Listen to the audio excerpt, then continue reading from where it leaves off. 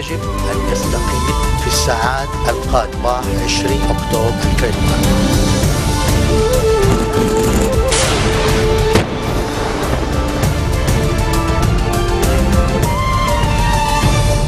Good afternoon. You're watching the English newscast on Future Television.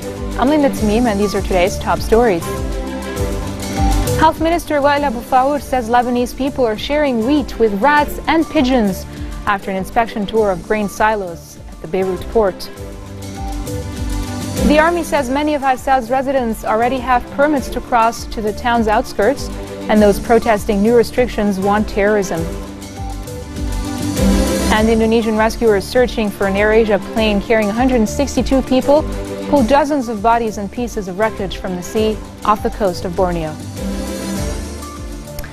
After weeks of warning the Lebanese over rotten and contaminated meat, Lebanon's health minister has raised red flags over something seemingly more innocuous, that is, wheat. Speaking at the end of an inspection tour of grain silos at the Beirut port, Health Minister Wael Abu Faour said Lebanese people were sharing wheat with rats and pigeons.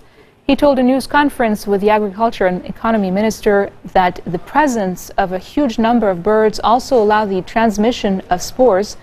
The health minister added that two other issues that need to be addressed were the cargo containers and maintenance rooms that could lead to water leakage, causing mold to thrive. Abu Faour also said that trucks transporting the grains were not in good condition and referred the case to judicial authorities. Today's inspection of the port hit a bit of a hitch when Abu Faour and Agriculture Minister Akram Shayib were reportedly stuck in a grain elevator at the facility for 15 minutes. The army says many of Faisal's residents already have permits to cross to the town's outskirts, and those protesting new restrictions are a minority. Hours after a confrontation between soldiers and protesters left 3 people injured. A brief altercation occurred between soldiers and a few Faisal residents on Monday morning at the Wadi Hamaid checkpoint. New measures to regulate those entering the town's outskirts provoked anger among the residents who cross regularly for work. The army announced on Sunday that a permit would now be required to cross into Faisal's outskirts. The move aims to better control movement in and out of the Baran range, where Syrian jihadi militants holding 25 Lebanese servicemen are holed up. Prime Minister Taman Slam says the oil exploration dispute will be discussed in cabinet pretty soon. In remarks published in a Safir newspaper, Salam said the governing body of the petroleum sector will soon present its vision to Energy Minister Arthur Nazarian, who in turn will hand over the report to him so he could put it on the cabinet table to take a decision. The Prime Minister acknowledged that the oil issue was thorny and complex, but still, he says, it does not mean we should allow delay in agreement and miss opportunities. Last week, U.S. Ambassador to Lebanon, Mr. David Hale, said Washington wanted to help Lebanon transform into an oil and gas producing country and assist in resolving its territorial dispute with Israel. Iran's ambassador to Lebanon, Mohammad Fatali, praised Maronite Patriarch Shadadai over his role in helping maintain security and stability in the country. Fatali, who visited the Christian leader at his home in Kirki to wish him holiday greetings, also underlined what he said were healthy relations between Tehran and the Christian brethren in Lebanon. Rai and Fatali also discussed the recent developments in Lebanon and the region. U.S. President Barack Obama says Republicans are now in a position to show they can govern responsibly. That's coming up next.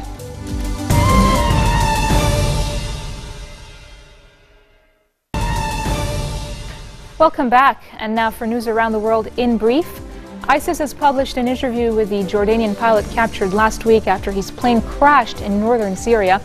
The pilot's F-16 went down near ISIS's de facto capital, Raqqa, on Wednesday.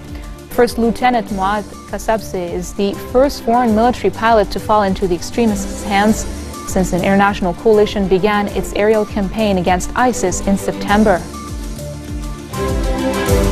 ISIS again has claimed responsibility for a suicide attack on a funeral tent north of the Iraqi capital Baghdad the day before that killed 16 people and wounded 34 others. The claim was made in a statement posted on Twitter account frequently used by the extremist group. It did not mention the nationality of the attacker. Police have released CCTV footage in search of a man who tried to rob an ATM with explosives in Darwin, Australia. The footage shows the explosives blow up in his face, knocking him off his feet before he runs away. I guess that's what happens when you try to steal. Indonesian rescuers searching for an AirAsia plane carrying 162 people have pulled dozens of bodies and pieces of wreckage from the sea off the coast of Borneo.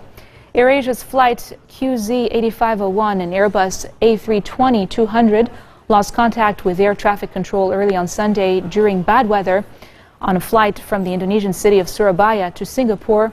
Reports say 40 bodies had been recovered. However, the Navy says just 3 bodies had been recovered, and the larger figure had been a miscommunication. Officials say an Air Force plane saw a shadow on the seabed, believed to be that of the missing plane. They added that 3 pieces of airplane debris sighted off Kalimantan coast in the Java Sea were likely to be from the missing AirAsia jet. At a press conference, the head of the search and rescue mission said that definitive debris, including an exit door from the plane, was found during the search. And now in Europe, a volunteer nurse who contracted Ebola while working in Sierra Leone was airlifted from Scotland to a specialist clinic in London. The woman, who has not been named and was diagnosed on Monday after returning from the region on Sunday, will be treated in an isolation ward in a hospital bed equipped with its own ventilation system. The patient, who was a British National Health Service nurse who was working for the charity Save the Children, was the first person to be diagnosed with Ebola in Britain during the current outbreak. The patient is currently stable and is in isolation at the Brownlee Hospital pending transfer to the UK's high-level isolation hospital in London at the Royal Free Hospital. I think it's very important to stress, particularly for the benefit of those watching, that the risk to other people as a result of this confirmed Ebola case is deemed to be extremely low. Given the early stage of diagnosis, the patient was displaying no symptoms of the kind that would lead to onward transmission and put other people at risk before she reported this morning as being unwell. However, as a very sensible precautionary measure, passengers on both the flight that came from Casablanca to Heathrow and the flight from Heathrow to Glasgow last night are being traced and contacted, and they will be given all appropriate advice and reassurance. Scotland, it is important to say, has been preparing for this possibility from the beginning of the outbreak of Ebola in West Africa. I am confident that we are well prepared. We have very robust procedures in place to identify cases rapidly and also to ensure that any cases that are identified are then managed appropriately. These procedures have been tested very recently. Moving on to the U.S., President Barack Obama says Republicans are now in a position to show they can govern responsibly. In a recent interview with National Public Radio, Obama said the U.S. was better positioned today than it's been in some time, and that he can work with Republicans on immigration. I could look back and say we are as well positioned today as we have been in quite some time economically, that American leadership is more needed around the world than ever before. And that is liberating in the sense that a lot of the work that we've done is now beginning to bear fruit. And it gives me an opportunity then to start focusing on some of the other hard challenges that I didn't always have the time or the capacity to get to earlier in my presidency. I think we had a great record for members of Congress to run on, and I don't think we, myself, and the Democratic Party made as good of a case as we should have. And you know, as a consequence, we had really low voter turnout, and the results were bad. On the other hand, now you've got Republicans in a position where it's not enough for them simply to grind the wheels of Congress to a halt and then blame me. They are going to be in a position in which they have to show that they can responsibly govern, given that they have significant majorities in both chambers. If a Republican lawmaker was sitting here, he might say, wait a minute, I'm not captive to nativist elements. I have actual concerns, and you're not addressing them.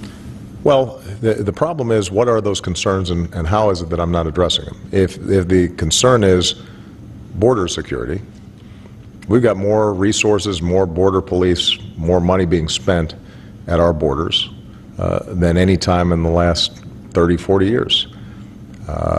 If the concern is the flow of illegal workers into the country, that flow is about half of what it was. And is lower than any time since the 1970s. So, you have to describe specifically what are the concerns that you've got. The last movie of Peter Jackson's 3 Hobbit films rode to his second consecutive win atop U.S. and Canadian weekend box office charts, selling $41.4 million worth of tickets to triumph over new releases Unbroken and Into the Woods. Estimates from tracking firm Rentrack suggest The Hobbit, The Battle of the Five Armies, grabbed another $13.1 million from Christmas Day screenings. Here's the trailer. Thorin, you gave a promise. You brought upon them only ruin and death. You've won the mountain, is that not enough?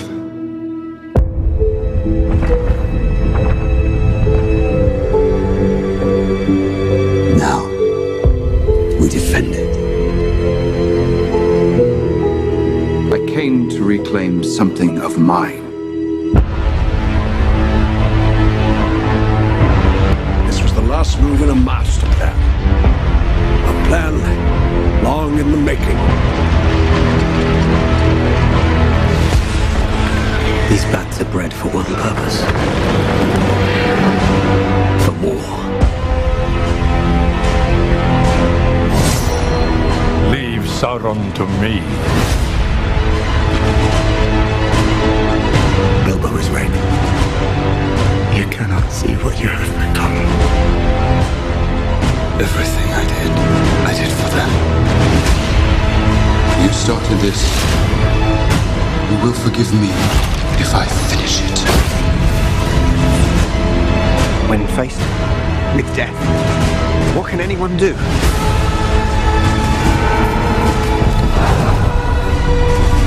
I will not hide while others fight our battles for us!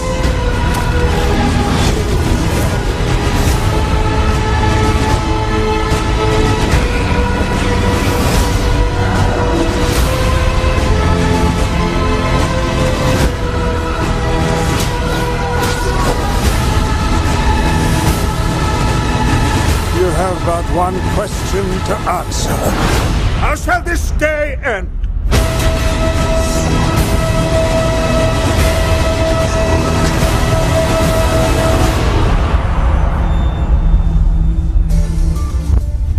The movie is now in theater in Beirut in case you want to watch it. This marks the end of our bulletin for today. Now for a reminder of our headlines. Health Minister Wael Abu Fahur says Lebanese people are sharing wheat with rats and pigeons after an inspection tour of grain silos at the Beirut port. The Army says many of Hadsad's residents already have permits to cross the town's outskirts, and those protesting new restrictions want terrorism. And finally, Indonesian rescuers searching for an AirAsia plane carrying 162 people pulled dozens of bodies and pieces of wreckage from the sea off the coast of Borneo. Those are your top stories for today. I'm Linda Tamim, and I'll see you again tomorrow for more updates. Take care.